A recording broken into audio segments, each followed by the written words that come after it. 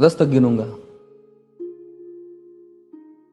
राम लिखते ही, पढ़ते ही, सुनते ही, देखते ही या दिखते ही मन में जो पहला विचार आता है उसे बांध कर रखिए। पूछूंगा 1 2 3 4 5 6 7 8 9 9 9 हाथ काट कर रख दूंगा ये नाम समझ आ जाए तो। कितनी दिक्कत होगी पता है राम समझ आ जाए तो। भाई राम राम तो कह लोगे पर राम सा दुख भी सहना होगा। पहली चुनौती ये होगी कि मर्यादा में रहना होगा। और मर्यादा में रहना मतलब कुछ खास नहीं कर जाना है, बस त्याग को गले लगाना है और अहंकार जलाना है। अब अपने राम लला के खातिर इतना ना कर पाओगे और शबरी का जूठा खाओगे तो पुरुषोत्तम कहलाओगे। काम क्रोध के भीतर रहकर तुमको शीतल बनना होगा। बुद्ध भी जिसकी इच्छाओं में बैठे वैसा पीपल बनना होगा ये सब कुछ, और वो भी शून्य में रहकर प्यारे। तब ही तुमको पता चलेगा कि कितने अद्भुत राम हमारे। सोच रहे हो कौन हूं मैं? चलो बता ही देता हूं। तुमने ही तो नाम दिया था मैं पागल कहलाता हूं। नया नया हूं यहां पे तो ना पहले किसी को देखा है। वैसे तो हूं त्रेता से, मुझे कृष्ण किसी ने कलयुग भेजा है। भाई बात वहां तक फैल गई है कि यहां कुछ तो मंगल होने को है कि भरत से भारत हुए राज में सुना है राम जी आने को है। बड़े भाग्यशाली हो तुम सब।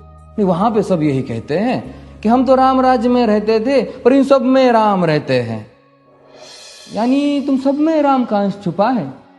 मतलब वो तुम में आते हैं रहने। सच है या फिर गलत खबर? अगर सच्ची है तो क्या कहने। तो सबको राम पता ही होगा, घर के बड़ों ने बताया होगा। तो बताओ फिर कि क्या है राम।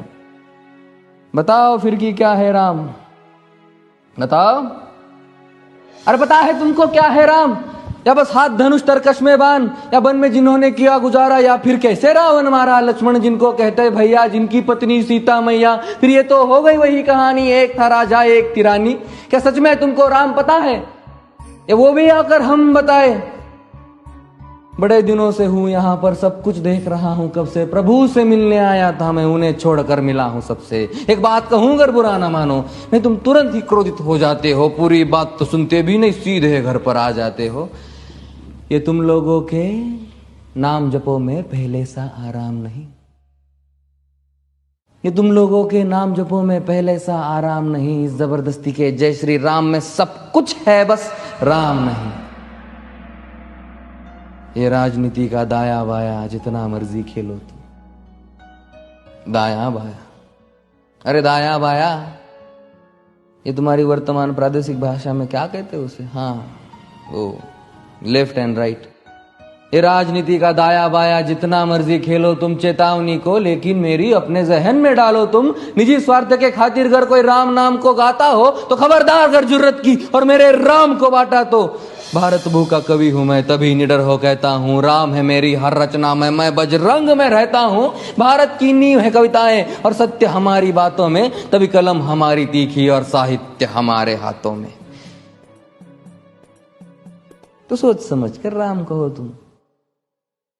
ये बस आतिश का नारा नहीं, जब तक राम हृदय में नहीं तुमने राम पुकारा नहीं। राम कृष्ण की प्रतिभा पर पहले भी खड़े सवाल हुए। ये लंका और ये कुरुक्षेत्र यूं ही नहीं थे लाल हुए।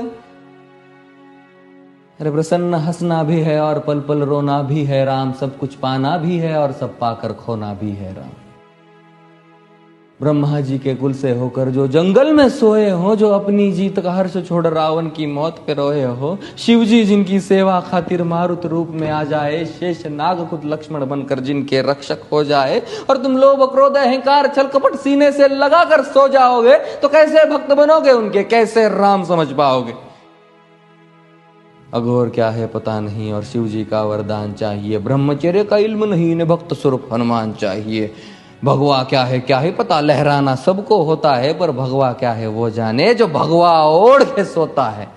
राम से मिलना, राम से मिलना, राम से मिलना है ना तुमको? निश्चित मंदिर जाना होगा पर उससे पहले भीतर जा संग अपने राम को लाना होगा। जय सिया राम। और हाँ, अवधपुरी का उत्सव है, कोई कसर नहीं, सब खूब मनाना। मेरे प्रभु है आने वाले, रथ को उनके खूब सजाना। वो द्वापर में कोई राह तक है, मुझे उनको लेने जाना है। चलिए तो फिर मिलते हैं, हमें भी अयोध्या आना है। जय सिया राम। फिर से